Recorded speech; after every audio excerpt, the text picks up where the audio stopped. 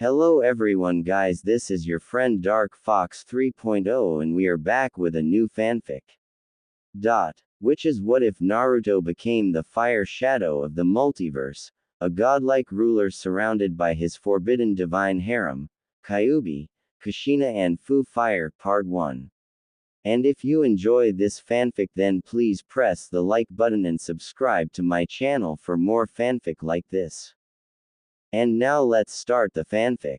The city was beautiful, tall skyscrapers, bright lights, beautiful views, the sounds of life itself as it people moved about.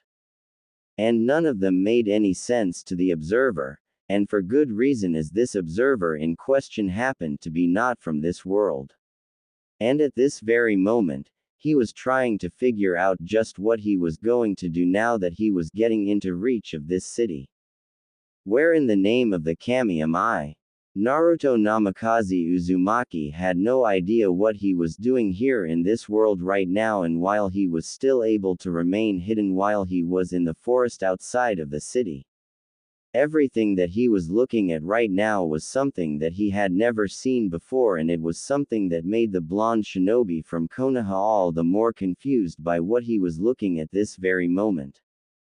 The blonde looked about and the roads were unlike anything he had seen before in his life. The strange metal-looking carts didn't have any horses or people moving them to their destination, and every so often he spotted smoke coming from some sort of pipe that was behind them. There were more of the strange things and they were of different sizes to boot as he looked at the things carefully and tried to make some sense of it all. He had seen some things like those in his travels in the elemental countries as well as his trip to Snow, Spring Country, but they were nothing like the ones that he was seeing before him right now.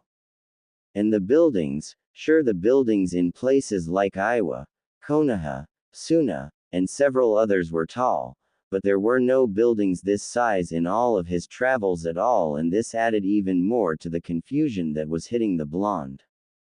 He however decided that he might as well go back to his place and try to make some sense on what he was doing here in this world that seemed to defy just about everything that he knew of. In a nearby clearing in the forest. Naruto sat down in the clearing and managed to calm down and begin to piece together what had happened earlier. He had been on a mission, possibly his last mission for Konoha before he had come here, as he began to think on the events. It had already been 3 years since he formally handed the title of Hokage to Konohamaru and decided to travel around the elemental countries. Most ninja would have been marked as missing nin and hunted down, but he was a special case for a number of reasons. The first was his actions in the Fourth Shinobi War, which ended in victory for the Shinobi Alliance and resulted in the defeat of Uchiha Madara, Kabuto Yakushi, and his former friend Sasuke Uchiha. He had managed to accomplish his father's hopes in defeating Madara to save the world and honor his mother Kushina as well, and while he had not killed Sasuke, he had finally put an end to his former friend's plans for revenge. It had hurt him to know that nothing he could do would change Sasuke, and he wished that there was another way, but he was not young anymore. He had grown up, and while he did not kill Sasuke, he did not let him win. The power left to him by Itachi proved to be the key to stop Sasuke, and when that was over, he advocated full exile for him. The power given to him by Itachi cancelled out Sasuke's own eternal Magankyo Sharingan, and this allowed him to blind Sasuke forever, which was why he decided not to kill Sasuke. Sasuke cursed him for this, but he replied that he could handle it, for he was a shinobi and willing to take the pain and the hatred to change the world. The second was the fact that he was hailed as a hero and savior of the ninja world, and while there had been some resistance to his desire to reform the shinobi system, the others agreed with him. He rose to heroic status not just in Konoha but in other places as well, and as such, his name was recognized literally worldwide. The third was his being the new Hokage. Tsunade formally stepped down from being Hokage months after the end of the war and gave the title to him. That was shocking, as by all rights he was still a genin, but many ninja agreed that he was no longer a genin in their eyes. His accomplishments and his powers made him cage material many times over, and while he tried to discount it, many people began to state that he was the sage of the Six Paths Reborn. He took the position, and while he admitted that he had no idea how to actually be a Hokage, he was more than willing to learn and do his best, which was why he formally asked Tsunade, Kakashi, Shizune, and Yamato to be his advisors. Though the last of the Sannin did not like it, she accepted it out of her respect for him, and he was thankful for her advice and that of his new council and his friends. His reign as Hokage was interesting, and while paper work was a pain in the neck for him, he was not going to turn down his responsibilities, and besides, his Kage Bushin Jutsu cut down the time he needed for that part of his work. Apart from that, he had been working for the restoration and rebuilding of Konoha after the war, and he was pleased in those days to have so many friends in different places in the world. The fact that he was able to have such allies made Konoha a lot stronger politically, diplomatically, and economically. And while there had been battles that he had to be part of, he was more than willing to go all out and do what he could for the people of not just Konoha, but for all the nations, which further cemented his legacy as Hokage and earned him the title of the legendary Orange Hokage, an odd title to be sure, but he did not mind, as he had a feeling his father Minato Namikaze and his mother Kushina Uzumaki would have enjoyed it. And the last was his being the head of the newly revived Uzumaki clan. When he took the position of Hokage, he had been given the shock of his life when he was informed by Tsunade and Shikaku about the law regarding clans, namely when only one male heir is left. Tsunade explained that since he was by all rights the last of the fabled Uzumaki clan, he had a duty to rebuild the clan, and that meant being married, and it was recommended that he would be allowed to have more than one wife. That made him blush to the point that he felt like steam was going to come out of his ears. Much to the amusement of everyone, he swore that Tsunade seemed to take some slightly perverse pleasure in him being like this, and even Kakashi was grinning from ear to ear underneath that darn mask of his. When that announcement came out into the open about his full lineage, and the events of that night, it unleashed a torrent of changes in Konoha. The ones who had once disliked and hated him were ashamed to know that they had spent a good deal of time harming the son of the fourth Hokage and also the hero of the whole ninja world. He had spent a large amount of time to assure them all that he had no desire to harm them for what they had done, and explained that he had grown up already. He was not the same young boy they knew, and he had no hatred in his heart for them. He had made peace with himself and their reasons for hating them. The only thing he wanted from them was to recognize him not as the son of Minato Namikaze and Kushina Uzumaki, but as a ninja of Konoha and a young man of worth.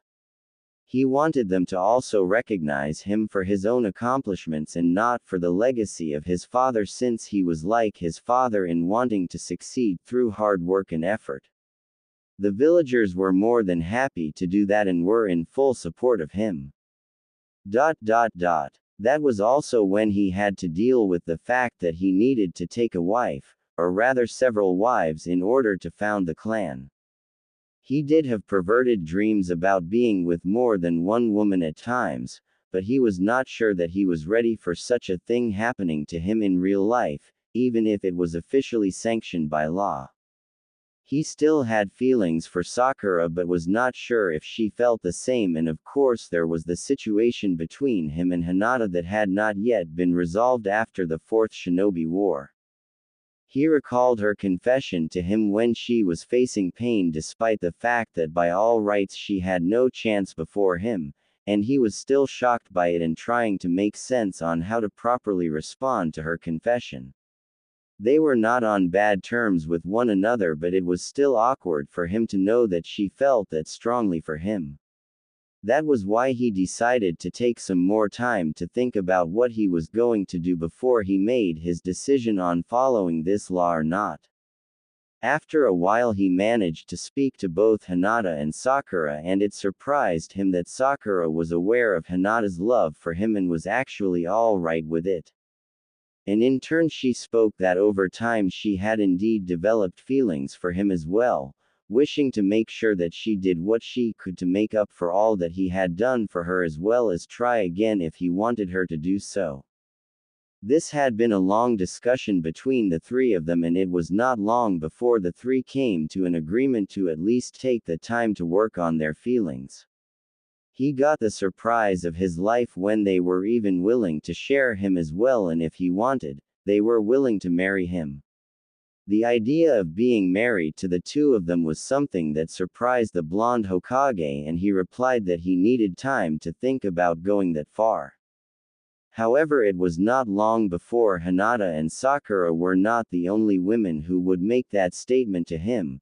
Amaru came to him and was there to say that she was willing to marry him as well and help in what he would need in taking care of his people as well himself, along with being a doctor to him. She was also followed by Shion herself as the priestess ruler of the land of demons wanted to further ties between her people and Naruto's own people as well as aid him if he needed someone to help him fight any other demons that might rise to be threats to the world, not to mention that she wanted to remind him of his promise to help her pass her powers to a new priestess.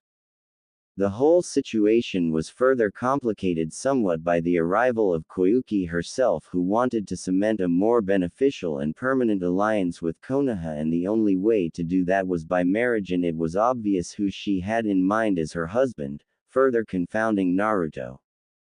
The next shocker was the fact that the current Mizukage, Mei Terumi, was also interested in forging better ties with Konoha, plus seeing him seemed to have gained her interest a great deal, making him shake his head at this.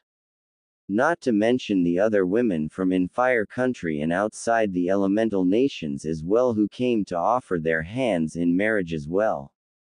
He knew that most guys would love this situation, and so was he, but this was too sudden to his liking.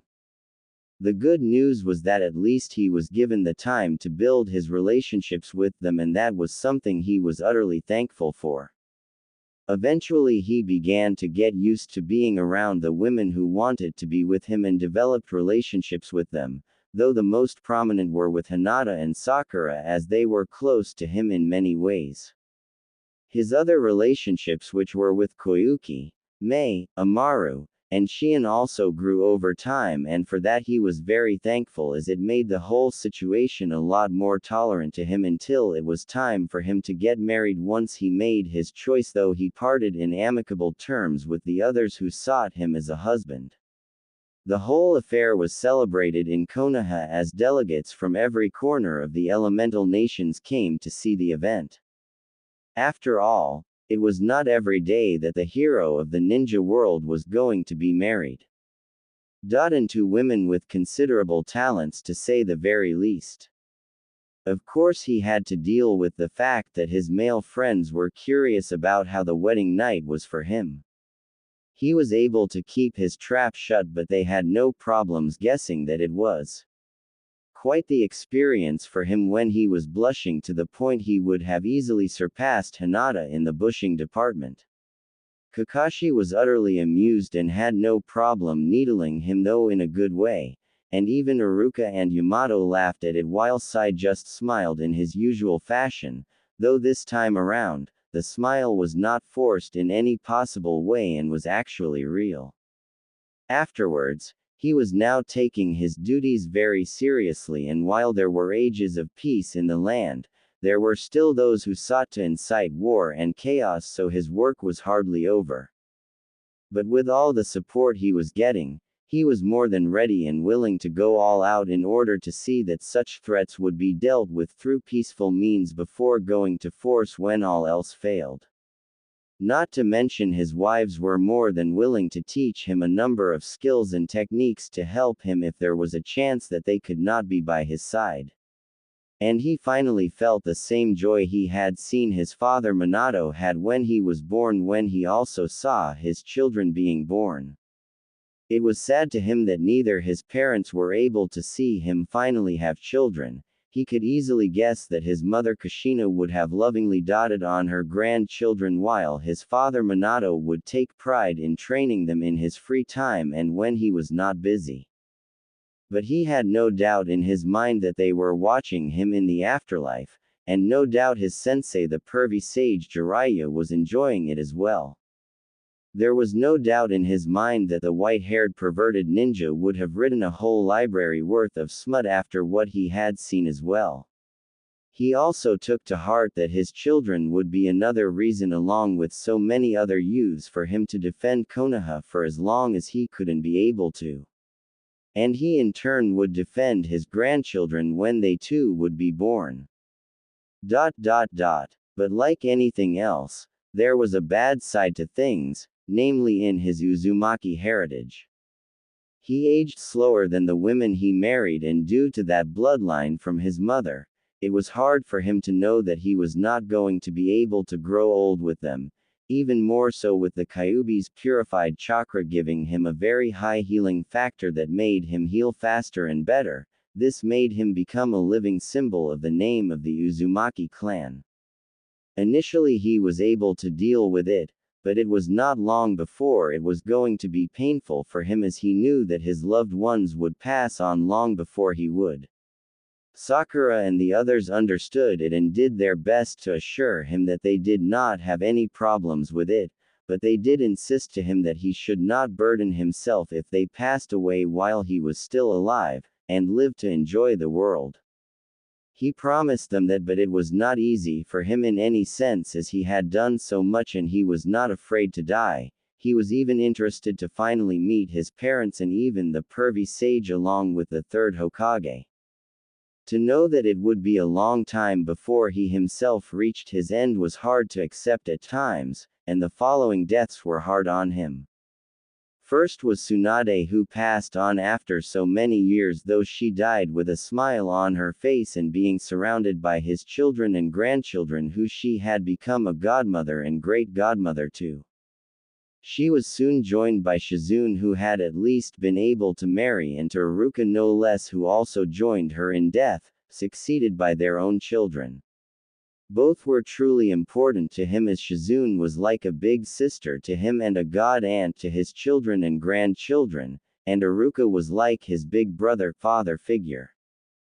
Kakashi himself finally passed on as well, though he had at least been married to Ayame and had 2 children who now served as Jonin, and they too had grandchildren who were going to be great ninja as well, like their grandfather. He honored his former teacher and placed his name alongside his own teammates and their Jonin sensei, his father, and he made sure that Ayame's own funeral was well planned out, as she and her also long dead father were 2 more people he loved and treasured in life. His own classmates were also long gone, though they too lived good lives, which was why he was able to deal with their passing on, though it was hardly a simple affair. Ino and Sai passed on, though they were married and had children when they died.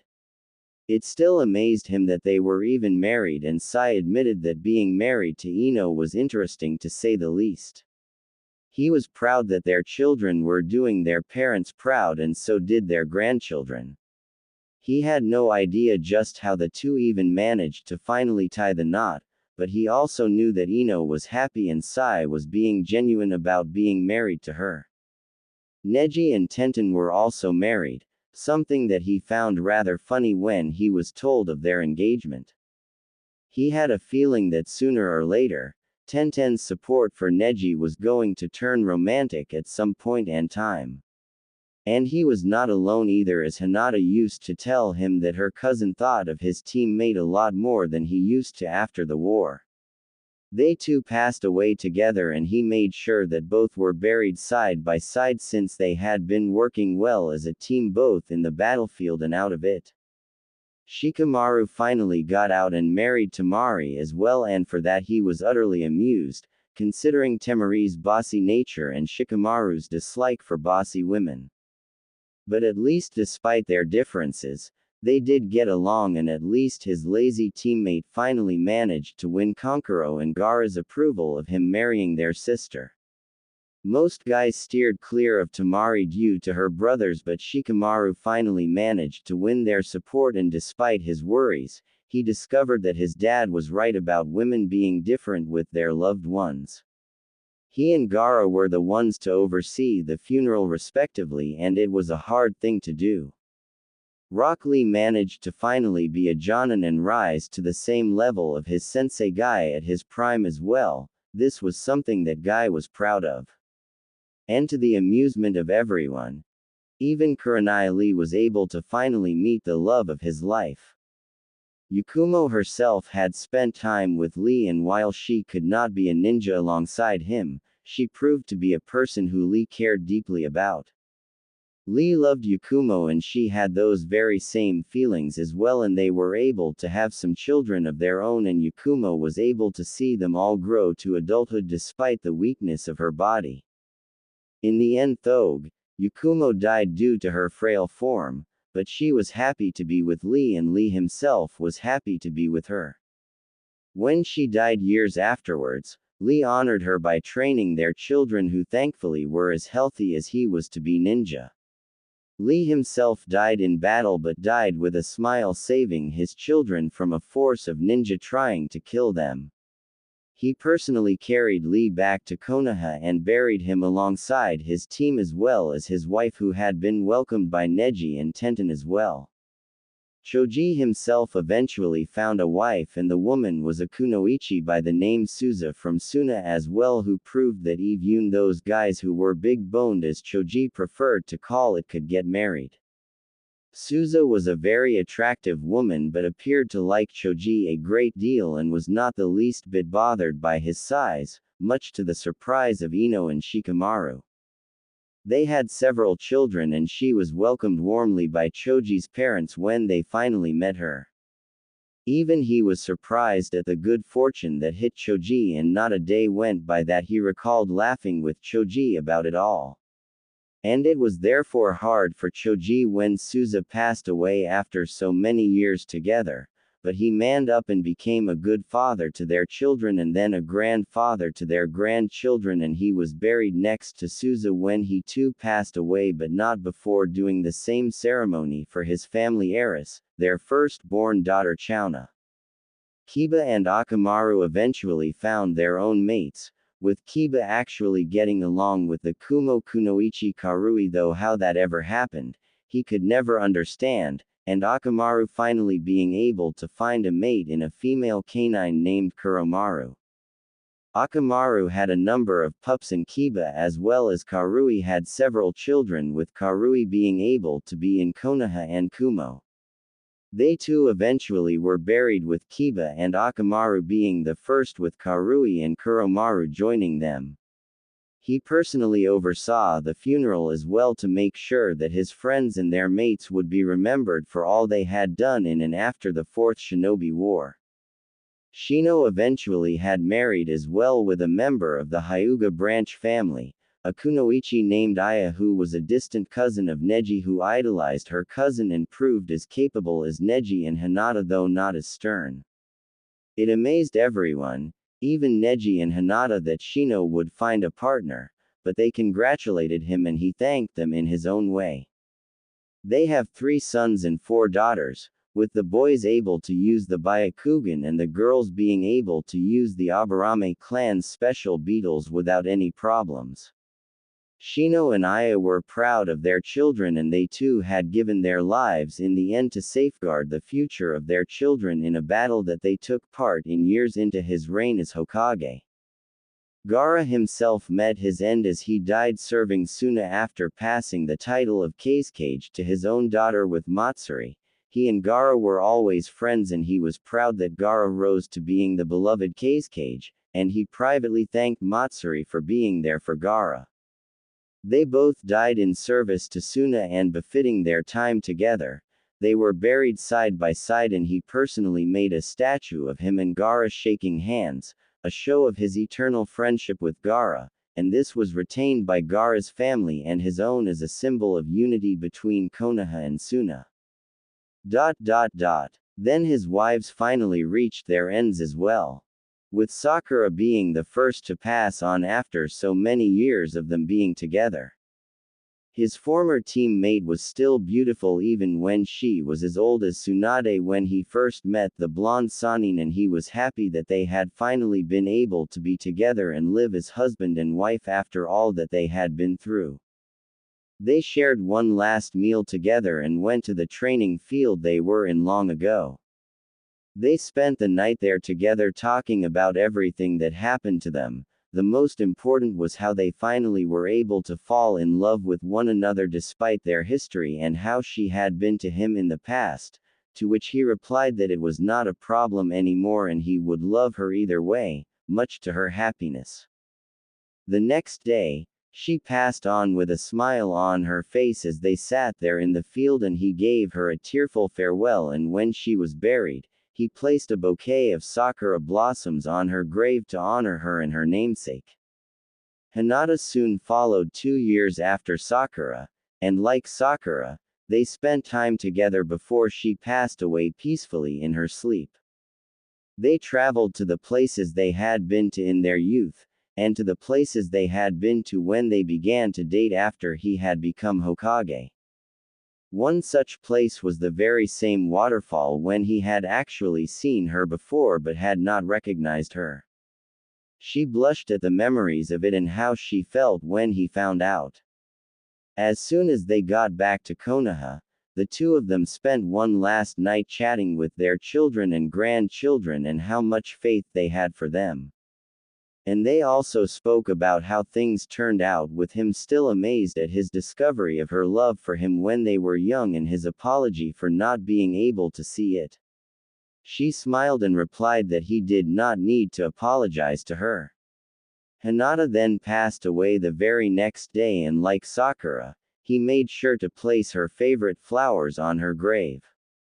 Amaru was the next to pass away from a sickness she suffered while serving as a field doctor for victims in a border conflict, but she carried on doing what she loved to do and served the people as best she could.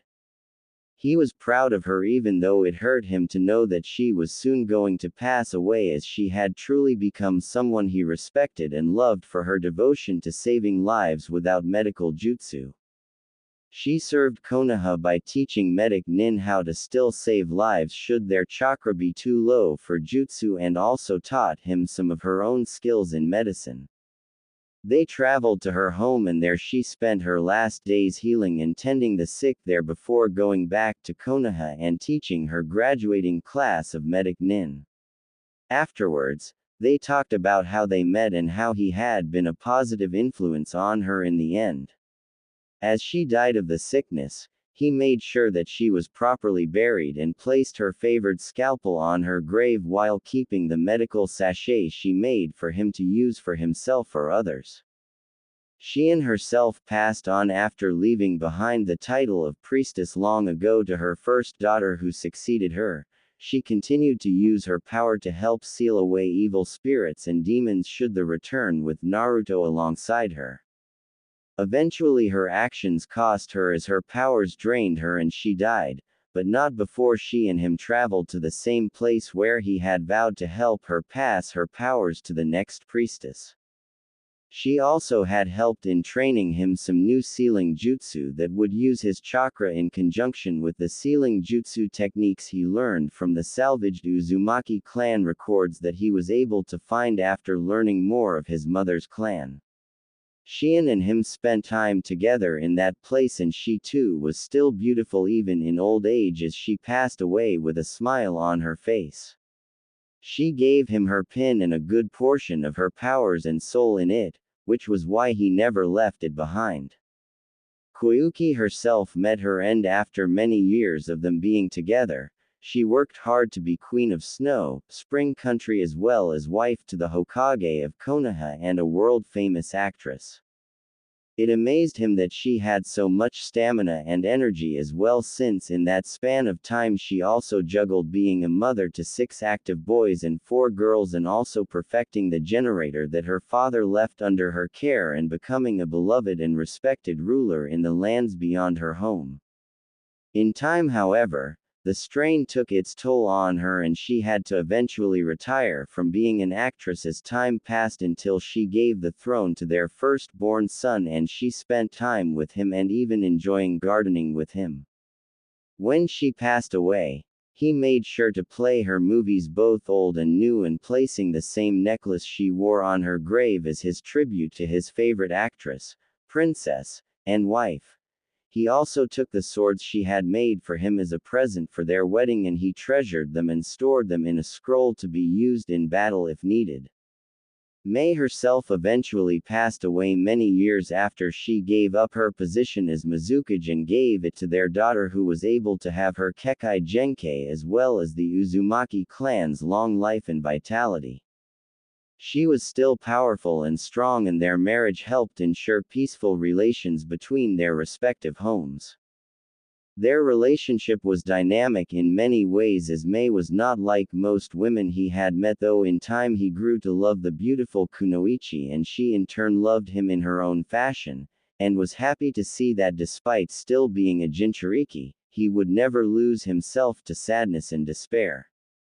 They fought side by side many times, and their times together were very interesting. He personally assured her that she was never going to be forgotten, and he made sure of that by having a statue of her and him in her home village to show the unity between them respective homes. On her grave he made sure to leave behind her favorite things, as well as a carved statue of her face in her youth as well.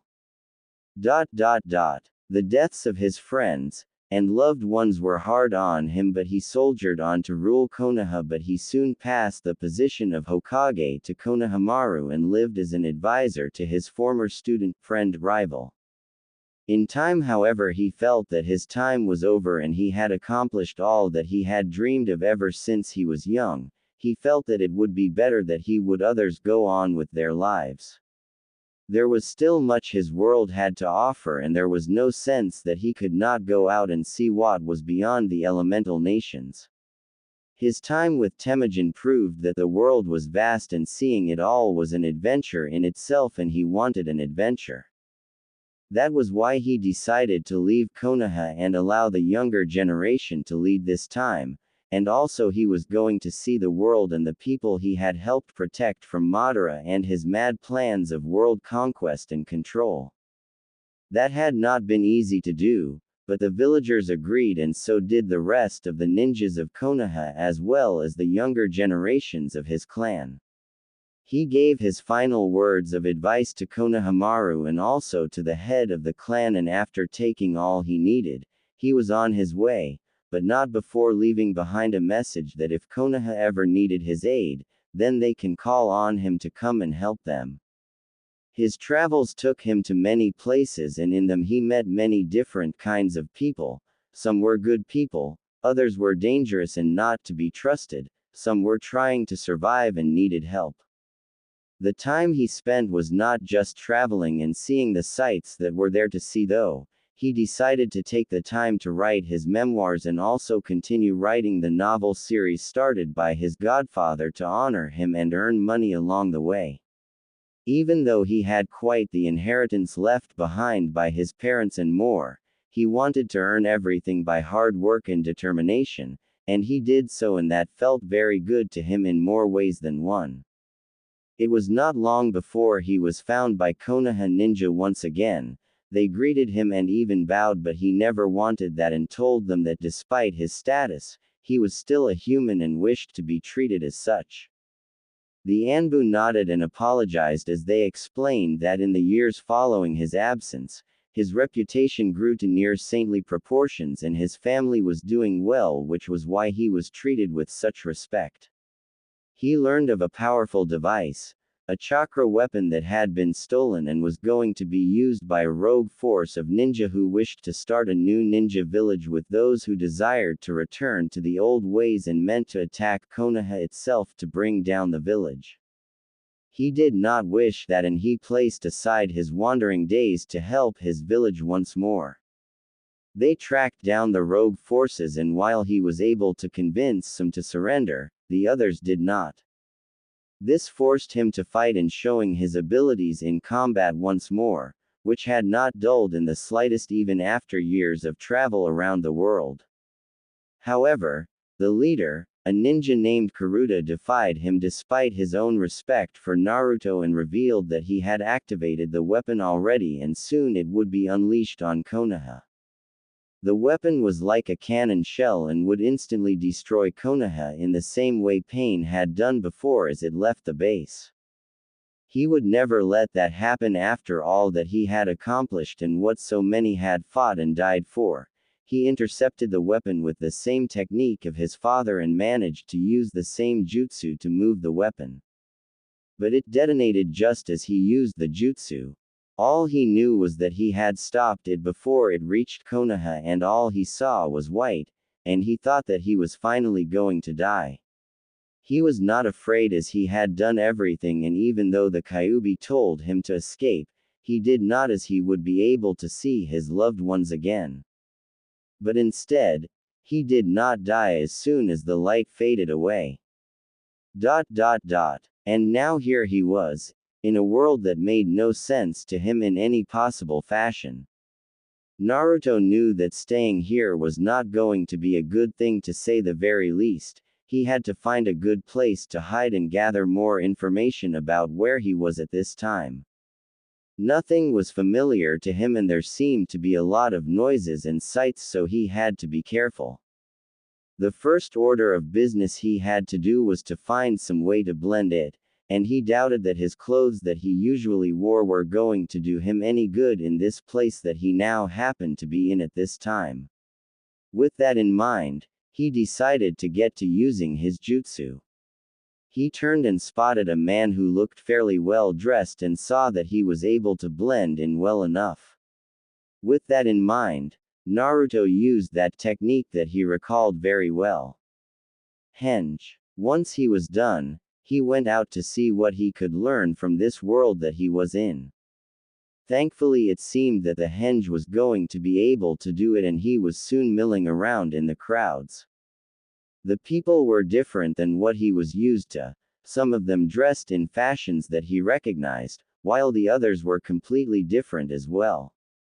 There were people who had different complexions and hair color, as well as them speaking in a language that was unknown to the blonde shinobi. This prompted him to do what he could to find out just what sort of language they happened to be speaking in, but there was also a part of him that wished that there was someone who could speak his language. It was not long before he found himself going into an area of this city that seemed a lot different than the ones he had seen, and a lot more familiar. At least familiar to a certain extent as he moved around, and the people looked familiar to him as well. It was here that his nose picked up a very familiar smell.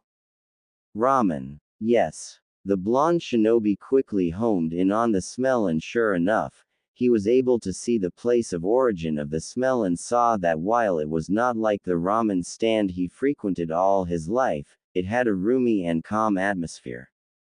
He opened the door to find that there were only a few customers there, and the cook was a middle-aged but kind-looking woman.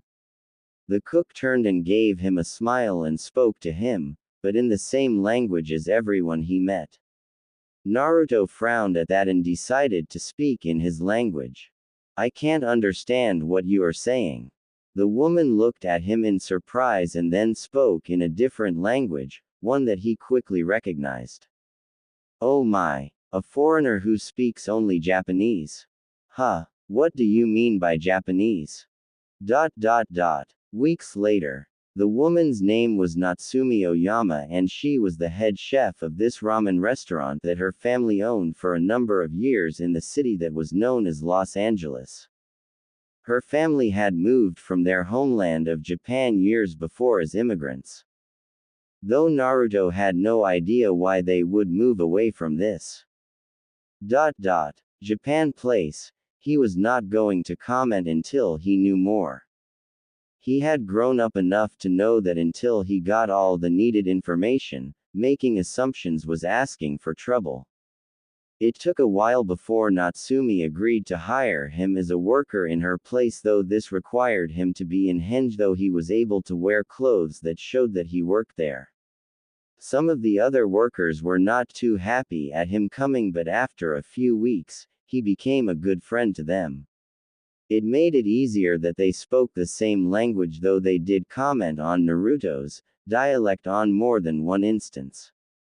He did give a cover story that his real parents had died while in Japan and he was raised by his adopted parents in a mountain village, and only recently had he been able to go to this place in the US as it was called. He was here to try and find his birth relatives as well as rediscover his past identity, but had been so used to living in his mountain village that he was unsure about the customs of the US people. It was all a convenient lie, of course, but Naruto knew that it had to be done, even if Konoha, the other hidden villages, or the elemental nations did not exist here. That did not mean he would speak it out. Besides, if Natsumi and the others found out that he came from a village of ninjas and all of his past deeds, they would have called him nuts. Natsumi was nice enough to help pay him and explained all that he needed to know about this place called the US, their currency, their customs, and more, though she pointed out that there was more to learn about the land than just from her. That was why she brought him some old books and magazines, and while he disliked reading too many things, the now mature ninja knew better than to scoff at information. He was able to use his Kage Bushin to even up the odds in reading time and soon learned quite a lot about this land, namely the language which he began to practice along with Natsumi and the others in the ramen restaurant. He also learned about these people who called themselves heroes. The most recognized as far as he had seen were these two, the one in the city of Metropolis named Superman and the other from the city of Gotham named Batman. He had to admit that it was strange to see these heroes. Superman was an incredible sight considering what he was able to do with all those powers of his, and the blonde shinobi had no doubt on his mind that if this Superman was in his world, he would have really gotten the attention of the ladies, a la Sasuke, and eventually him as well. Still, the man was rather nice, though the incident with this dark side character left a bad mark on him. But it seemed that he had spent a great deal of time clearing up his name, something that Naruto could respect as it mirrored his own efforts in his youth to be freed from the stigma of being the Jinchuriki of the Kyuubi. Batman was similar to a ninja, judging from his garb and the way he moved. Even if they were just images, Naruto had seen plenty of ninjas in action on his side and that of others to know how a ninja moved. Batman was certainly living up to the name, but Naruto was sure that there was more to this masked vigilante, as he was called by the media. He could see from the face that this man suffered something tragic, possibly when he was young, to have made him become like this. It was reminding him badly of Sasuke, but unlike his former teammate and friend, he has not gone off and killed people for it. Naruto also had to admit that the gadgets he had with him were interesting and would have really been useful had they been in Konoha or any of the other villages. After a while, he had earned enough money and learned enough that he bid farewell to Natsumi and her family as well as her staff and decided to go out and find a place of his own to live in. He knew that he did not have a lot of money with him, so he would have to find another source of income at some point in time. Naruto managed to find it when he was able to compete in a lottery. The luck of the devil that Tsunade had told him that he had was more than enough to make him the lottery well enough and had allowed him to win a sizable amount of money, just enough for a number of months, and after a while he was able to find a place to stay. It was a load better than his old apartment and was more around the lines of the Hokage residence that he called home when he took office. And after getting the place while in his real form, he was able to get some peace, though he knew that he was going to have to find some means of income. Naruto had learned long ago as a kid how important it was to save and use his money well, so he was going to do the same here in this reality that he was in. And already he had an idea on how to put his non-ninja skills to the use of making sure that he had money of his own. A night later, Naruto looked over his apartment and was in his ninja garb, as he now began to call it. He wore his usual style of clothes and had his red coat on him with the kanji for fire shadow on it. He also wore a mask that was like that of a fox but had only the lower half of his face shown, with his forehead protector there above it as well. The mask was specially made from ceramic and was chakra reinforced, so it would not be broken easily and could only be removed if he removed the invisible chakra strings that held it in place. He also happened to have his vest on, and he had his supplies to boot as well if he needed them. On his back were his swords, his supply pouch was on his back, and on his thighs were his kunai holsters, which were naturally loaded.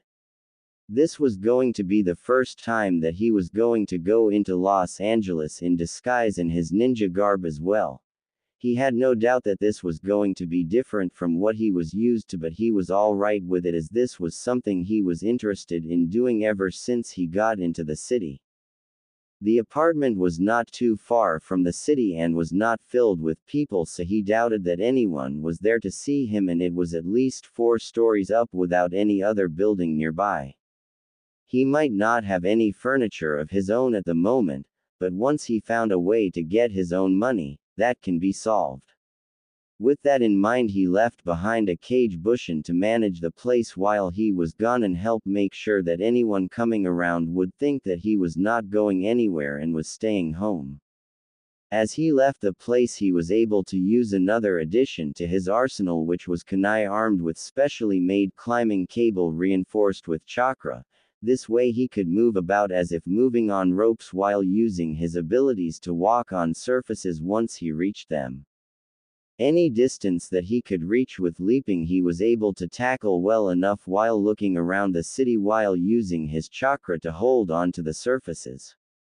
The blonde had to admit that a place like this was certainly different at night, but he had no doubt that it had its share of troubles. Even Konoha had its share of troubles under his watch, and he had no doubts in his mind that the same could be said for Los Angeles. The crimes that happened here might not be in the same way as those in his reality, but they came fairly close, and Naruto was sure that he was going to run into some of those said crimes soon enough. And he was right on the money, for at the very moment he was in the city, he spotted something, and what he saw was more than enough to get him angry and heading in that direction. In an alleyway. No. Leave me alone. A pretty redhead was trying to keep away several thugs from getting closer to her. She was trying to keep herself calm at this moment, but she was terrified. Right had just left her place earlier in the afternoon to pick up some books from her friends, but they had gone to a nearby coffee shop for a drink and some time for themselves, and it was now late in the night that she was going home. Her senses were on alert as she moved through the way, but she was soon able to see the men following her. She was shocked by this and tried to lose them by running and getting home, but they were not going to let her get away. She had no other weapon with her, not even a can of mace or anything, so she ran, but sadly due to her panic she had made a wrong turn in the alleyways, and now here she was. One of the men grinned lecherously at the young woman and spoke in a very tone. Now why would we do that, missy? We're just in the mood for some fun, plus some cash if you have any, that is. The young woman reached into her purse and took out the money from her wallet. It was her hard-earned money from her part-time job, and she was saving it all for a chance to find work, and it was hard to part with all of it. But no amount of money was worth her life as she tossed it to them while it was still in the money clip. Once it was there before the thugs, she prayed that they would leave her alone, though she doubted that. Here. That's all I have. Please take it and leave me alone. The leader of the punks took the money and counted it with a grin on his face, and the same could be said for the rest of his followers, but any hope the young redhead had of being left alone was dashed to pieces when they continued to close in on her. The leader took out a wicked knife and spoke to her once more. "Not bad, you've gotten some nice dough on you, now let's see if the rest of you is just as good. The redhead tried to get away, but her escape was cut off when one of the thugs intercepted her and pushed her back. She fell on the ground and tried to recover herself and managed to kick away the punk who tried to get to her. He groaned from the kick to his stomach, but he was not deterred by that. He and his buddies had her surrounded and there was no escape for her. They finally got some money and they were now going to have some fun. The lady was very good looking and had a nice figure to boot. No one was going to save her, not like in Metropolis or Gotham, or anywhere else that had those costumed heroes. Los Angeles had none of their own, and that was good for them in every sense of the work. However, that idea was soon sent down the crapper as the punk was suddenly stopped dead in his tracks when something suddenly wrapped around him, and before he could ask what was that, he screamed when he was suddenly lifted into the air. The other punks and their intended victim were stunned by that as the group tried to look for their companion, with the leader shouting out, "What the happened?" Another punk shouted out, but this time in pain as he was clutching his legs, both of them, and he saw two large double-pointed needles in his thighs and his legs were bleeding, but he could not move as he felt himself becoming numb. He however managed to spot something nearby and pointed to the wall. His companions turned to look but saw nothing. They were able to turn back to their wounded companion and were about to ask what the hell he was pointing at, but they got their answer when they saw another figure behind their companion, who now dropped face first into the ground unconscious. They were now facing Naruto, who glared darkly at them. The woman was stunned at what she was seeing, and so were the punks, until the leader spoke out in a bit angry tone. "Who the are you?" Naruto said nothing at first but then replied, "The name's not important right now. What I am going to do to lowlifes like you and your loser friends is what you should be concerned about."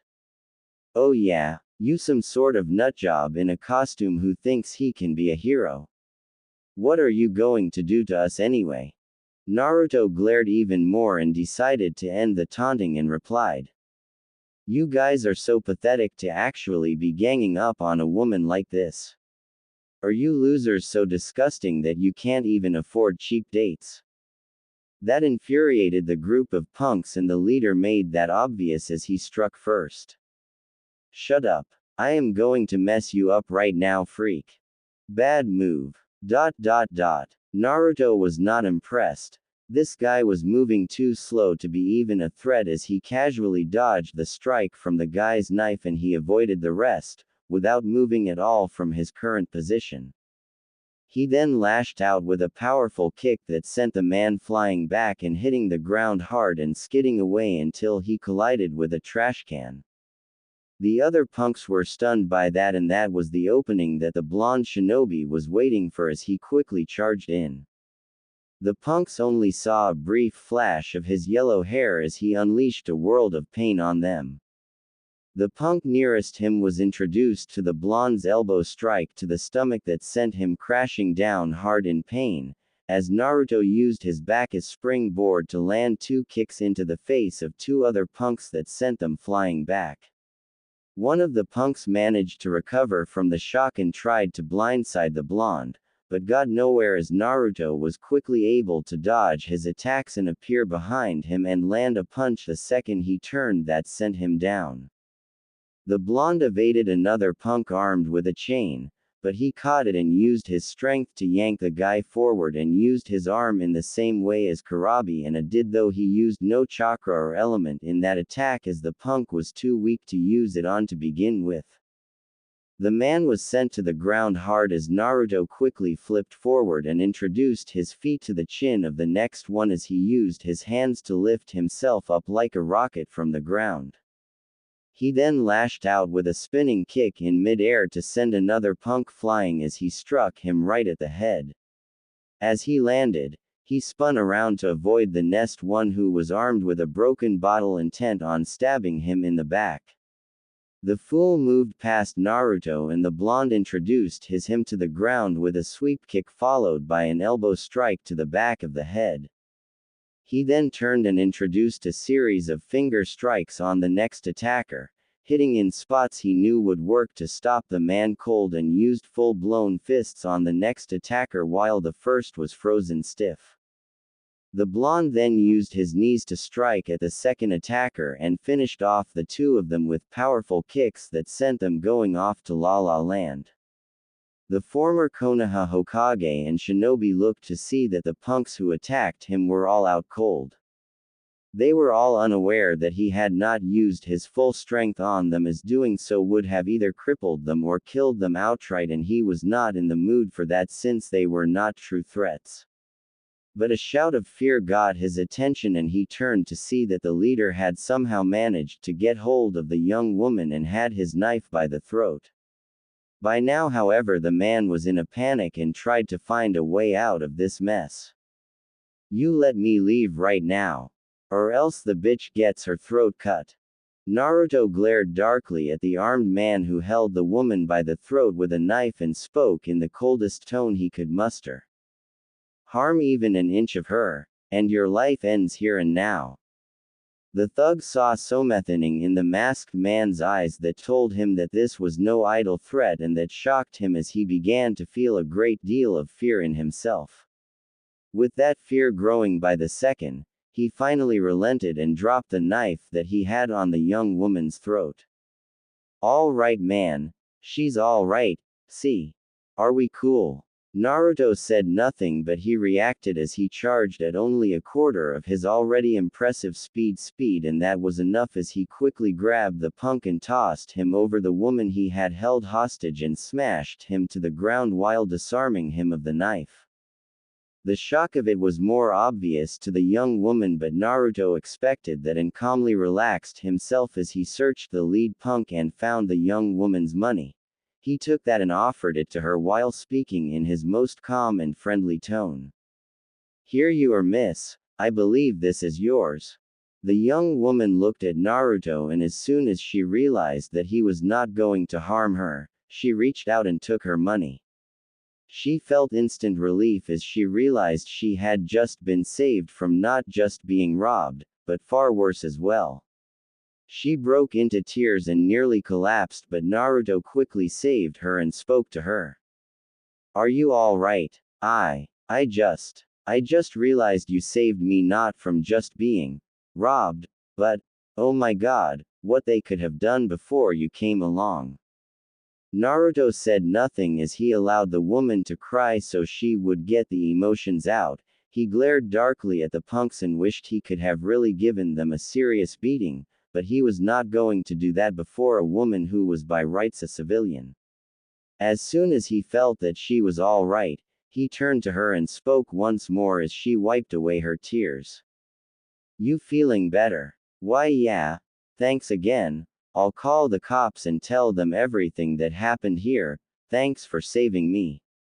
"Anytime, miss." "Oh, sorry about that. My name is Eleanor Riley. Most of my friends call me Ellie for short." "Ellie. Nice name. Fits such a pretty lady." Ellie smiled a bit and had to admit that her rescuer felt nice. She watched him move away and to her amazement began to walk up the walls as if it was nothing to him at all. She had heard about some heroes being able to do that, but she had never seen it done before in front of her. She then realized that she had not gotten his name. "Wait, who are you?" Naruto turned to face her, and after a moment or two of thinking, he replied, "You can call me Fire Shadow, or in another language, Hokage." With that, Naruto moved up the wall and soon disappeared, and that was enough for Ellie to call the police. He had a lot to tell her parents and friends about what had just happened to her.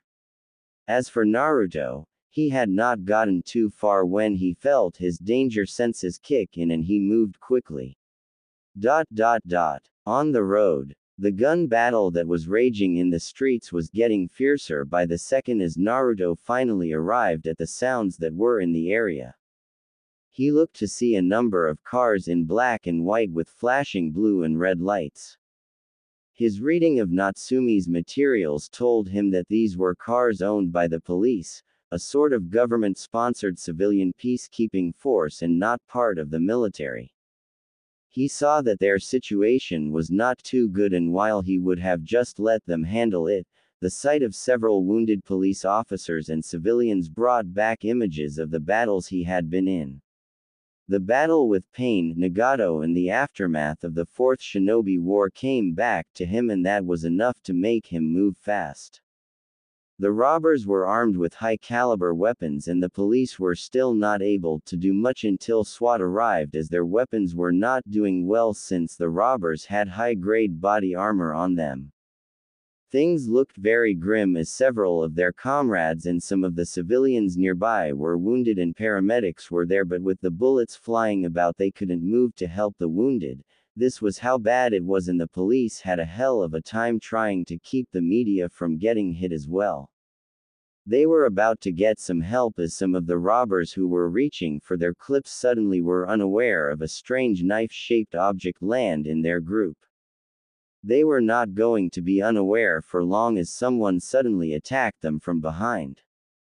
A few of them were sent fleeing backwards, and the others turned to see a strangely dressed guy appear in their midst and apparently armed with a pair of short knives.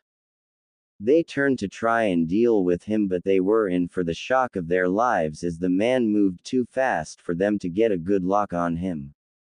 Naruto was not going to let them get a chance, as their weapons reminded him of the kunai-spewing weapons of the Sky Ninja that attacked his village a long time ago, though these were a lot more dangerous than those were.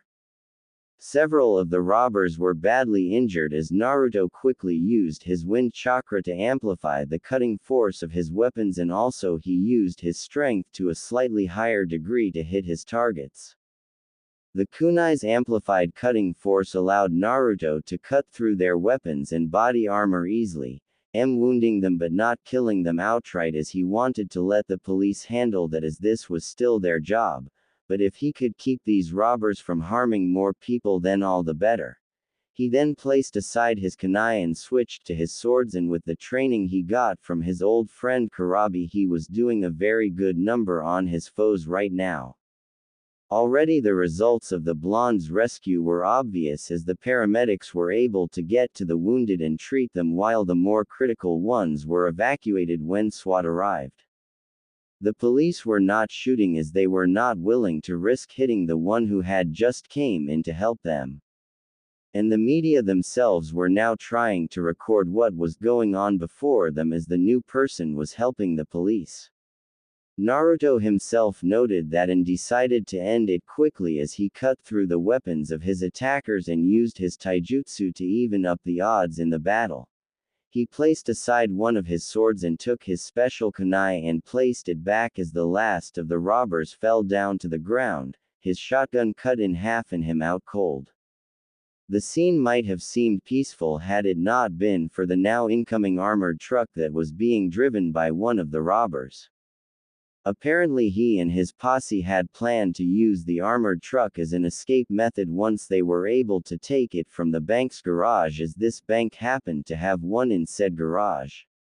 He was about to meet up with the other when he spotted from the TV what was going on.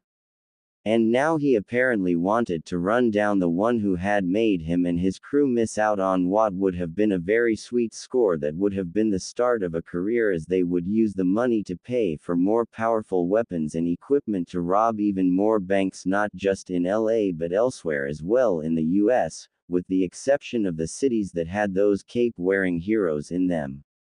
And now it was ruined by this new guy, and he planned to reduce the blonde into a pile of bloody, messed up to hell roadkill.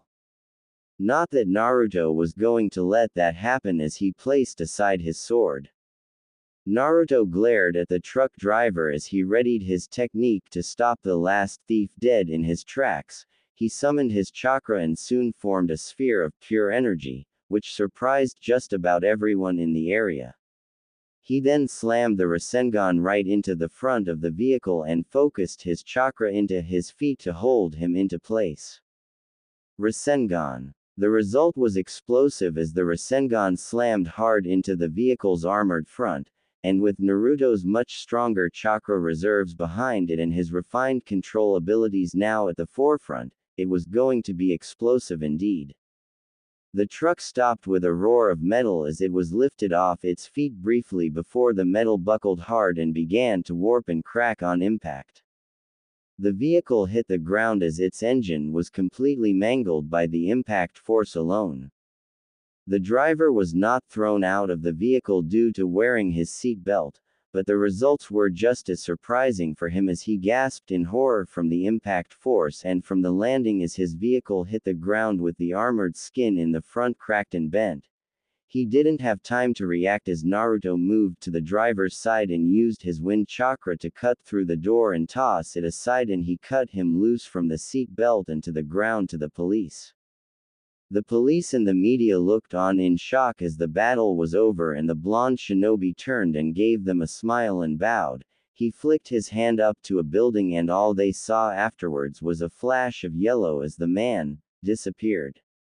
They looked around but found no trace of him, and thus they began to try and piece together what had just happened right in front of them. As for Naruto, he was already a block or two away from the whole scene as he held his father's Hirishin kunai in hand. He had learned about it from Kakashi years ago, and after years of hard work and due diligence which Sakura herself had told him he should have when they were kids, he was able to succeed and make his own. It was hard work, but it was worth it, and his old man would have been proud of him as well. He sighed and had a feeling that sooner or later, he was going to be in for the long haul. No doubt the very second the Kyuubi and him talked about it, that demonic fox was going to ride his case, as Natsumi put it once. He moved away from the scene and headed home, just as the night was soon going to be drenched in rain. In the Daily Planet the next day.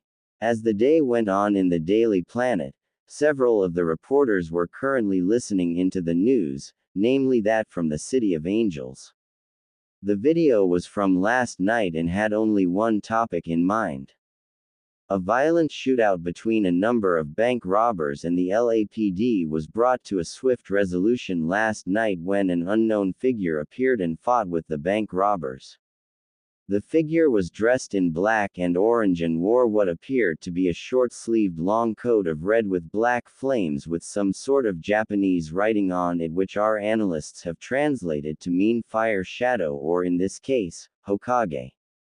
The images showed Naruto's battles with the thugs and how he had stopped the truck bearing down on him, much to the interest of the reporters, some of whom included Jimmy Olsen, Angela Chen, and the recently arriving Lois Lane and one Clark Kent. They were all watching as the blonde Hokage's Rasengan smashed the front of the truck hard, and they also watched as he yanked away the door and had the driver down as he joined his already unconscious friends. He then used some sort of energy sphere to stop the vehicle cold and soon faded away before he would be interviewed. So far all attempts to locate this Hokage, as he is no doubt becoming known as, have not succeeded. Though in another story a young woman named Eleanor Riley had met the Hokage, as she had apparently been saved by the Hokage from a band of thugs who had tried to rob her as well as violate her. He arrived and beat them before things could have escalated, and Miss Riley had only good things to say about the Hokage after he had saved her. As the interview of Riley came to a close as the punks were being arrested by the police, the reporter then spoke. In this reporter's humble opinion, this is a blessing thus far. For years the city of Los Angeles has no superhero or heroine to its people in the same way as Metropolis has Superman, or as Gotham has Batman. Only time will tell how this new addition to the City of Angels will fare, but for today from TV8 News, this is Dana Carmichael bidding you a good day and to you Hokage, a warm welcome to the City of Angels. Lois smiled a bit and turned to Clark and spoke. Looks like Superman and Batman are not going to be alone. What do you think of this new kid on the block, Smallville? I am not sure yet, Lois, but he's certainly a skilled fighter. Jimmy nodded and replied, yeah, and he looks rather young, many late teens or early 20s, kind of like Supergirl, I guess. Still, it is kind of good to know that we have a new hero to the ranks. Clark nodded, though he still looked at the image. Who are you? Clark had a feeling that he was not the only one who was asking that very same question as well.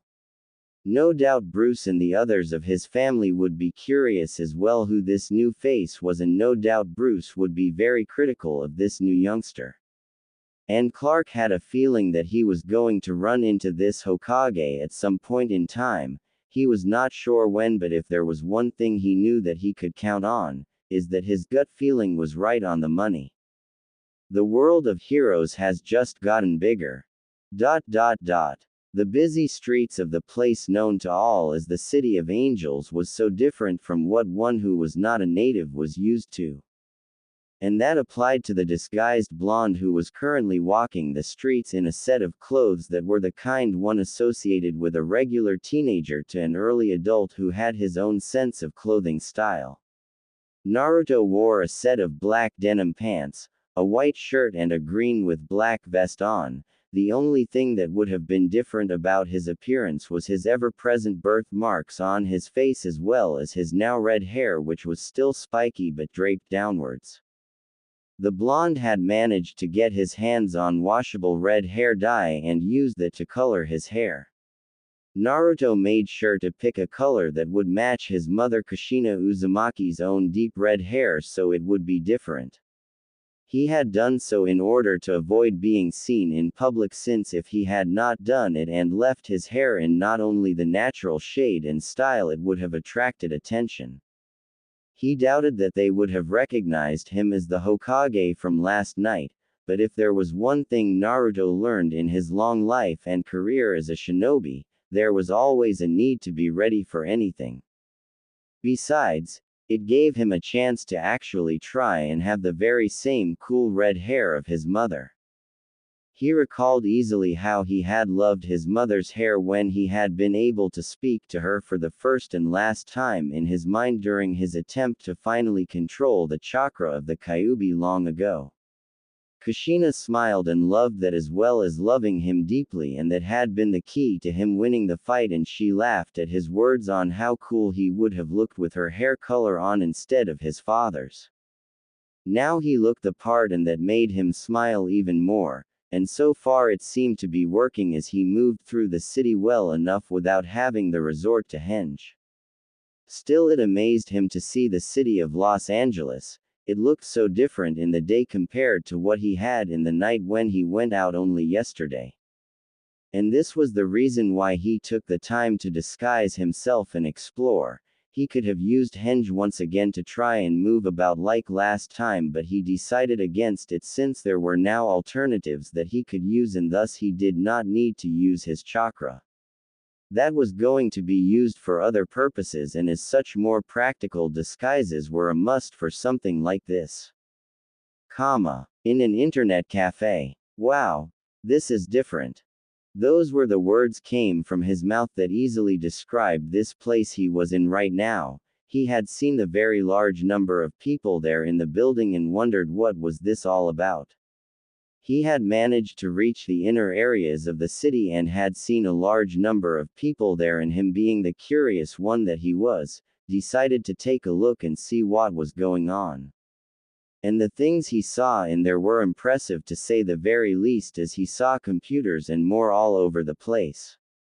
It was not that Naruto had no idea about technology, far from it, as he was very familiar with a number of things here in this world. TV, refrigerators, radios, and even a few other devices such as water heaters, watches, toasters, and a few other things were just as common there in Konoha as it was here, and the other villages as well. But he had to admit that some of the things he had seen thus far were utterly new to him. These things called computers, video cameras, cell phones, iPads, MP4 players, printers, scanners, all of these were so unknown to him, and even though he had seen a number of these already, the cars, motorbikes, airplanes, buses, and more were utterly alien to him. None of these were seen as common to him in his mind back in Konoha. Even this internet was amazing. It was like all the world's news and more were made into one very accessible source and location. And so far he could see that the technology in this world he was in was more than enough to make the technology back in Konoha, or at least some of it, look old and obsolete. As he continued to work on the computer that he had paid for with some of the money he had on himself, he began to explore the internet and the computer to find out what he could. The first thing he did was search if there was anything related to the layout of the city he was in. The night before, he had managed to explore most if not all of the city of Los Angeles, but he needed a map, and that way he would know just where to go and what to do. He turned to one of the staff and asked a few questions. "Excuse me." "Yes, sir. How do you take this map from here and place it on paper?" The young attendant looked at Naruto with some level of confusion as he thought that everyone already knew how to use computers, unaware that the redhead before him had no experience whatsoever with computer systems. After some time, the map was made for Naruto, and he in turn was given a short idea on how the internet could be used for anything. One such thing was something he knew that his godfather, the pervy sage Jiraiya, would have enjoyed immensely when he checked it out. Even he was impressed by what he was looking at as well and couldn't help himself as he smirked somewhat. "Man, I can bet the pervy sage would have loved this. Who knows what sort of ideas he would have gotten."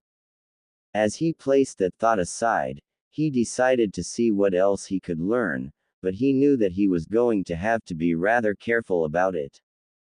Using Kage Bunshin to learn stuff was one thing, but doing that in a place where such techniques could arouse trouble and too much scrutiny. And that was something that went against his training. It was possible to use Kage Bunshin and use henge on them, but that would be taking a good amount of chakra. And while his control was a load better than what it was before when he was younger, way younger that is, he was not too sure about the idea of unleashing 1,000 Kage Bunshin and then using henge, since henge still required him to see a person and make an exact copy of said person. And naturally making a number of copies of other people was bound to get attention. This was why he was keeping his reading to himself, and while it was already beginning to stress him out a bit, he was not going to complain. Later. It took quite a while for him to get his work done, but at least he now had a map of the whole city and would not have to waste too much time moving about. But that did not mean that he was going to have an easy time of the whole thing as he went about to get his bearings. Having a map of the city with a bird's eye view is one thing, being on the ground and looking for said location was something else as well. But he was not going to make too much of a fuss. He naturally marked the places where he could find food shops and restaurants if he needed to grab a quick bite. He looked around to make sure that he was not going to stand out like a sore thumb, and he was happy that his disguise was working fine so far. He then decided to go and see any other sights that he might have missed. He also made sure to keep his eyes and ears open in case of trouble. He had some supplies hidden on him in sealing scrolls which he could open and use. This included special containers filled with water so he could wash away the red hair color. The next were his ninja clothes, and naturally his weapons and equipment. Most people would have been shocked by the fact that he was a ninja and he was wearing those kinds of clothes and in broad daylight, but considering where he came from, ninjas doing morning missions was not unheard of, and he had done a fairly large amount of those missions.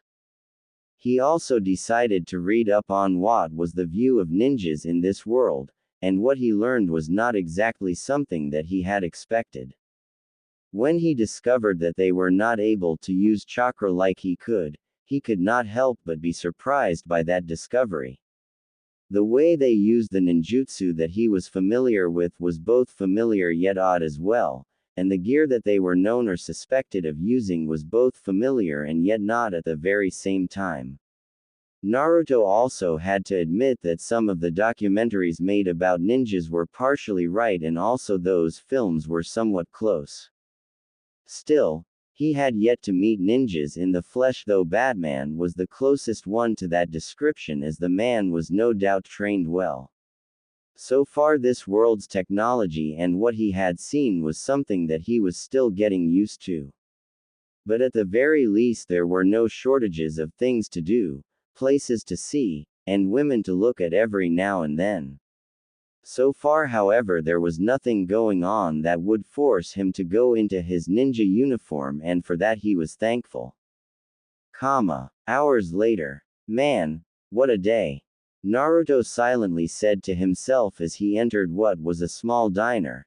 The smell of food that was unlike anything he had tried before was new and tempting to him. He had enough of his previous winnings to get himself a meal, which was something that was called scrambled eggs with bacon, and toasted sourdough bread. The waitress smiled at him in a rather perky and friendly manner. "Is there anything else you want, mister?" Naruto looked at the rather nice-looking woman and noted that she would have to be in her late teens and seemed to be in a rather happy mood, no doubt hoping to finally take a day off from work now that the night was coming in. He smiled gently at her and replied in a respectful manner, as he had matured well enough to know when to give respect to others. "I am all right, though I would like some juice if you have any." "Sure thing. We've got grape, apple." Naruto thought it over and replied after a moment or two. "I'll take the watermelon." "Sure thing there. Give it a few minutes, okay?" The disguised blonde nodded as he went back to trying some of the food, and found that the food was not bad to him at all. It was actually rather nice and totally unlike any of the food that he was used to eating back in Konoha, though he had recalled trying something similar back in his traveling days. The sourdough bread was a new thing for him though, and he was eager to dig into the bread even more. The waitress came back with his drink and Naruto found the drink to be rather nice. However, his danger senses kicked in just as another man wearing a jacket came into the place. Naruto kept his cool while keeping the man in his sights, trying to discern what the reason was that his senses were telling him to keep an eye on the guy. It was not long before he noted the way the man seemed to sometimes move his hands into his pockets, like he was either checking something or making sure to have his hand on said item. The guy also seemed to be looking around in a way that told the ninja that he had less than friendly intentions. Naruto's feelings were right on the money when the man moved towards one of the waitresses, and before anyone else would notice, with the exception of him, the man took out a knife and grabbed the waitress. The scream of the waitress was enough to get everyone's attention as people screamed as the man now pressed the knife into the throat of the woman he now held hostage. "All right, shut the hell up." The owner of the diner moved out and saw what was happening. Naruto sensed that he had tried to reach for a weapon but stopped when he saw that the man had a hostage. But he tried to speak and reason with the man. "Hey buddy, take it easy here. Screw you, old man. I want everything you have in that cashier of yours, right the hell now." The man then looked at the people including Naruto and spoke seriously. "And if any of you try calling the pigs here, then I got this woman right now and take one of you and do the same. You got me?" The frightened people nodded and so did Naruto, but he was hardly afraid. Compared the numerous foes he had fought back in his world, this guy was barely at any level. Heck, even an academy student would have been a lot more dangerous than him. But he did have a hostage, so no one could make a move, even though the former Hokage could tell that a few of the patrons were eager to try and stop him. Naruto knew he could easily take this guy, but using his ninja training was out of the question since it would attract attention. He had to let others do the move, and to do that, he needed to give them an opening.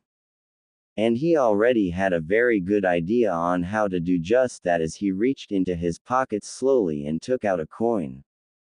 The blonde did it quietly as the man began to herd some of the more terrified people away to the door, no doubt to block it with their own bodies just in case someone came in. He in the meantime was still shouting expletives towards the owner to hurry up and give him cash. Naruto noted that the ones who he had seen were ready to make a move were looking intently at the man and not at him. Good. Now we make the opening. Hope to Kami this works. Naruto was carefully moving out of the way as he studied the one who was trying to rob the diner he was in. He knew that he needed to get into an angle and that would then allow him to attack. Thankfully his ninja training had paid off as he had made sure to improve himself during those years back in Konoha, and he was soon able to get to the angle that he needed. The guy had his hostage and was focused on the waitress and the others, but had not noticed the disguised blonde as Naruto got a small coin and waited a bit more until the man turned. He focused some of his chakra into the coin, and once he was sure that he had coated the coin well enough with his chakra, he made a quick and sharp toss and sent the coin right at the man's arm, namely at a nerve area that would cause not only pain but if hit hard enough force the man to drop his weapon, and hopefully that would allow him or the other patrons to try and take down the man without risk to themselves in the very same moment. The chakra made the coin heavier and thicker, but not enough to cut through the skin, but naturally would impart enough force to hit the nerve that Naruto was aiming for. The attack from the blonde was more than enough as the man shouted out loudly as a sharp pain through his arm. Aaaggggggg.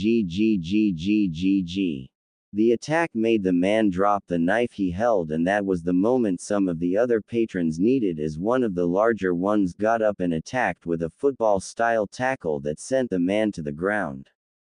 The pain of both attackers and the surprise of it all was enough to make the man loosen his grip on the waitress as another man came in to help the one who tackled the robber by kicking the knife away. The owner came in and brandished a handgun and forced the man to stop struggling at the sight of the firearm. Call 911, later. Man, that was a heck of a first night. Naruto arrived at his apartment and took off his mask, coat, and vest once he was in the room. He made his way to the living room and placed his swords on the small table that he had with him in the room and sat down on the nearby chair. He groaned a bit and felt his body begin to relax after a very long night on patrol, as it were. After the episode with the hostage-taking thief at the diner, Naruto was able to evade the cops and disappear, something that was good at now and had a lot of experience doing since a vast portion of the people were still in shock and dealing with the thief. He also made sure to blend into the shadows that were there before quickly washing away his hair color, placing his hair back to the way it usually was, and then getting dressed. Once that was done, he was now moving about the city and had to deal with a few other problems as well. There had been some muggings that he broke up, some thieves trying to steal jewelry and other things of value, a few carjacking attempts, a few drug trafficking attempts, and a few serious street fights. None of them were in the same league as the things he had dealt with in his younger days, but they happened quite a lot. That was something he had to accept since Los Angeles was a very large city compared to Konoha and the other cities he had seen in his travels, and the police were no doubt working very hard to keep the peace in the city. That was why he did not interfere in some of their actions unless there was a situation where the police were either unable to help in time due to distance or were outnumbered and unable to handle the situation. He had to give them credit for taking such risks in their professions as he had read about them in the internet on his travels in the city, and while there were those among them who used their position and authority for their own ends, the rest were good men and women. Naruto got up and headed to the refrigerator and took out some ramen, and after taking the time heat them, he also decided to grab some fruit and a good drink of cool and still very much fresh milk as well, some of the things he had managed to get before his outing, finding a supermart a fair distance from his new place once he settled in. As he ate his food, he began to think about the other aspects of his time in this world. His time as Hokage had helped him see that he was still in a very unique situation. One concern was the fact that he was indeed an unknown person in this world he was in. There was no doubt in his mind that none of the things he knew were going to be found here, so he should not bother in trying to find them. This world would no doubt begin to question who he was, and sooner or later, there were going to be people who would try to find out more about him. Back in Konoha before he became Hokage, he knew that he had the registered paperwork as a citizen and ninja of Konoha as well as a member of the ninja army of the Land of Fire. And when he became Hokage, he had dealt with a few instances where he had to fill in citizenship registration papers for a number of reasons, namely when his children were born. Here, he had none of that. He did not have medical records, no birth certificate, no nothing. And if there was one thing he learned well, it was the lack of these things that instantly sent warning signals to people in government. He should know, since when he had looked through the files after the war, he found out about Kabuto's own files when he was taken in by a Konoha medic nin when he was found in a battlefield so long ago. That was why he had little problem entering Konoha in the past, since he had already files on hand to show that he was a citizen of Konoha through adoption. He needed to address this soon, as his second concern was involving his own living space. Not many people wanted to live here, and thus, there was a chance that someone was going to be rather curious why he would willingly live there. Staying in the apartment might give him a place to rest, recover, and whatnot, but without any records it was going to look very odd. This meant that sooner or later, he would have to find himself a place to live that would be off the grid but still keep him close to the city if he needed to be. Another concern was money. He had thought of it before, but he had a lot of things on his mind at the time. Winning a lottery was one thing due to his rather potent luck that Tsunade and even his wives had said was like the luck of the kami, but this was a completely different matter entirely. Winning a large amount of money was no doubt going to get attention from people, and there was no telling if they were people that did not have bad intentions. In Konoha, his winning of the lottery was not too much of a concern. Here it might be. He, however, still needed money in order to buy the things he needed, and as such, he needed to have a source of income. Hiring himself out as a ninja was a viable option, but he was not sure if it was a good option. There were no doubt other people who hired themselves out for legitimate and less than legitimate work and get paid for it. These people no doubt would have no desire for heavy competition, and there was no doubt that they would try and deal with him.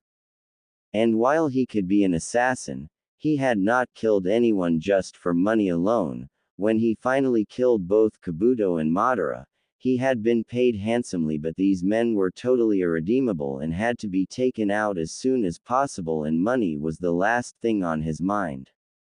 He had a huge amount of Ryo, but he knew that the currency in his world was not going to be acceptable, so he needed money that was native to this world. He thought it over more and more, and it was not long before he hatched up a solution, and just as he was about to do it, he got a call from none other than his former resident, the Kyuubi. "What the heck is cooking up in that mind of yours again, brat? It's been a while, furball. How have you been?" Naruto heard the Kyuubi growl darkly at that, and the demon fox who had been his resident for years respond to that. If it wasn't for the facts that I can't kill you since you and I are still tied to live together, I am no longer as powerful as I once was, and the fact that I finally developed a real respect for you, I would eat you alive and piss on your remains after I take over your body. But you're not going to do either, right? Don't get snide with me, brat. You and I might be on much better terms than when you were still a shrimp and when you finally grew up, but we are hardly going to be full-time friends. You and I are allies of convenience and nothing more. Naruto snickered at that as he knew that to some degree, the Kyuubi was right.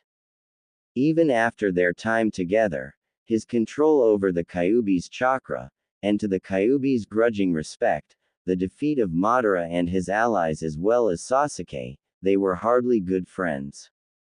He had taken the Kyuubi's hatred in the past and eventually they became respectful to one another, but they were not like Kurabi and his own Biju. He still kept the Kyuubi sealed away and he knew that if given even a sliver of chance, the Kyuubi would try to take over his body and use it for its own needs.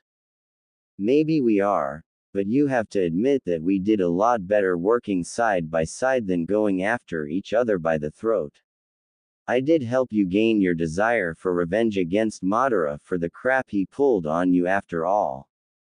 Grr, fine, and at least you are no longer a weak container like before. I swear, every time I think about how you used to be, it makes my stomach groan and my teeth ache. And at least I finally got to see you get laid and married to worthy mates. Shame they're gone, but at least those were good times. Naruto frowned at that and replied, "Have you been peering into my memories again? It's a habit since there's nothing to do while you are in control, and besides, I only get to go out when there is a need for it, so what is on your mind anyway? You've been making a racket for a while now and I am getting annoyed by it. Just thinking about what we need to do. Just the regular boring stuff again. You know, I hate to say this, but I long for the good old days." "Oh, you mean the days when we were dodging away for our lives, fighting Akatsuki and Madara, as well as what was left of his plans and also the deceased Jinchuriki that Manika of a nut brought back to life as well as that army of cloned creeps named Zetsu. If I were to recall, you were always telling me not to be so reckless with our lives. Since when do you want those days back all of a sudden? At least those old days were not boring, brat. All we've been doing so far is foiling robberies and the like. Pure crap assignments if you want to hear me comment about it, though at least this world we're in has promise and I'm not going to be dealing with those blasted Uchiha again. So what is going on right now in this place you call your brain? Tell me now so I can get some blasted sleep already." Naruto told the Kyuubi and after a while, the Kyuubi replied. "So that's the reason you've been making such a mental racket?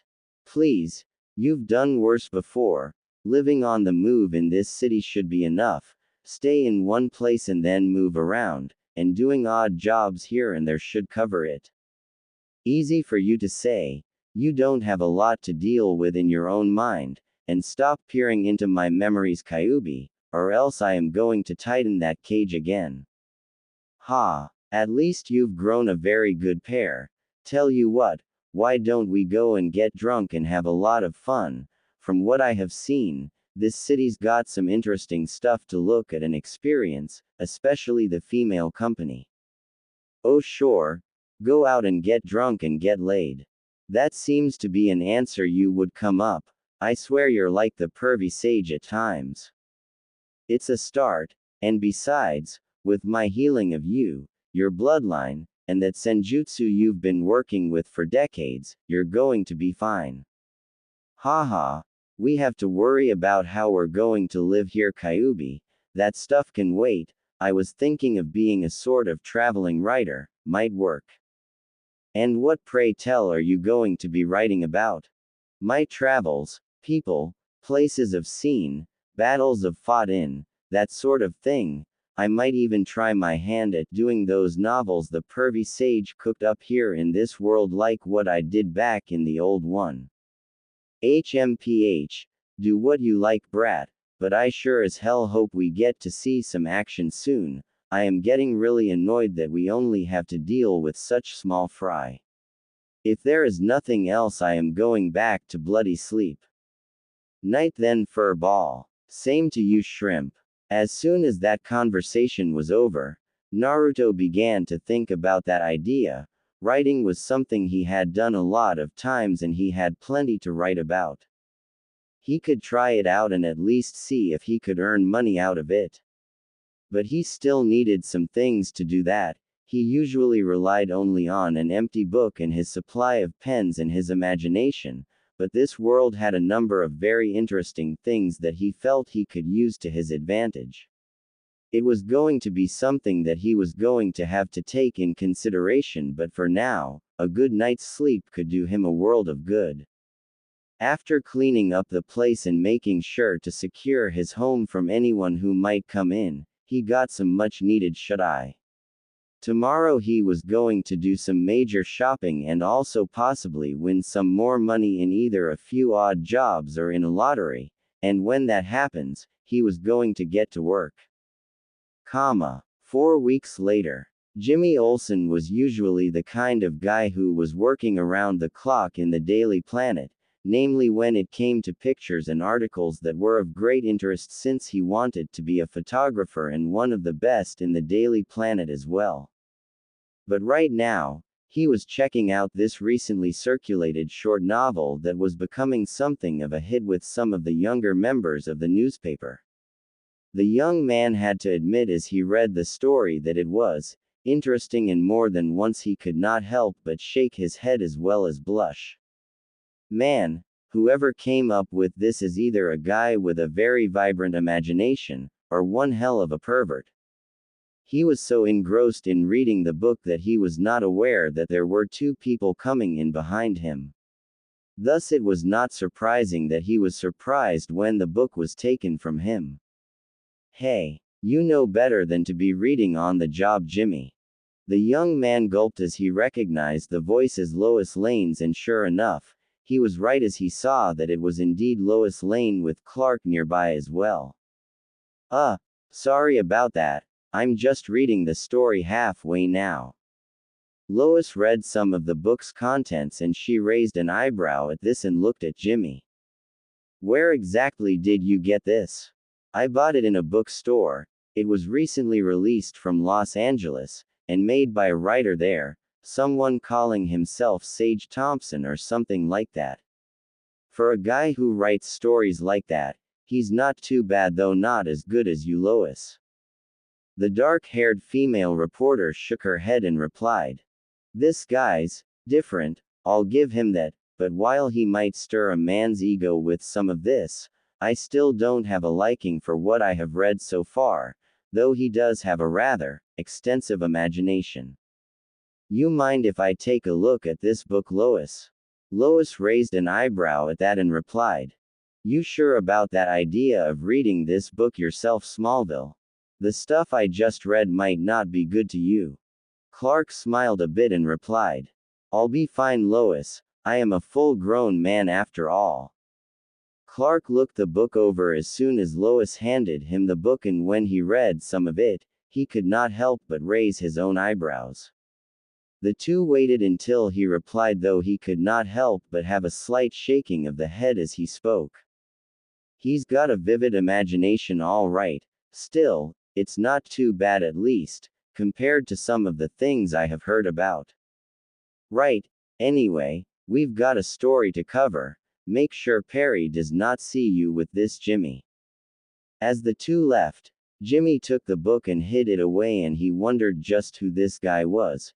He was not very famous and was not that recognized, but the fact that he had this story made and published meant that he had some clout, no matter how small. He then got back to reading and couldn't help but get back into the swing of things. If he ever met this guy, he was going to ask just where all this came from, since despite coming close to being called porn, it had a good story. Unknown to him, Naruto yawned a bit as he headed off the roof of the train he was riding on and was soon in the trees. As soon as he was in the clear, he continued the rest of the trip in his own fashion. His new destination was still a day or so away, but he was going ahead to make sure that he had plenty of time to spare. This place in question was interesting to him, and exploring the outside world was going to be interesting to him. Apart from wearing a new set of clothes, he now had a backpack carrying a laptop, several portable and rechargeable batteries, a wireless internet drive connection device, and a few devices called USBs.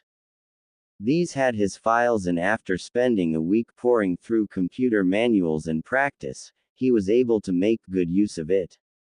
He had won enough money to buy what he felt was a good and durable laptop and went to get the rest of the devices he now had and worked on a short story that had him in it, though with a different name, along with his late wife Hinata, who had a different name as well. It was actually based on a mission they did together when they were not yet married and what they did afterwards. He grinned to himself as he recalled how surprised he was when he discovered the wild side of the normally gentle and kind-hearted Hyuga heiress. Hinata was not too wild, but still, it had very interesting results either way. That was his first story, and thankfully it was enough to get him paid a good amount, though the books were limited, as he had found a publisher who was willing to take the challenge and accepted the fact that he was a traveling writer. They agreed that he would send them stories via the net when on the move or when he was there in the area, and while it was odd to be sure, he was happy that the man agreed to it anyway. For now he was on his way to see the next city and had to admit that it had the promise of being entertaining. That place was none other than Metropolis.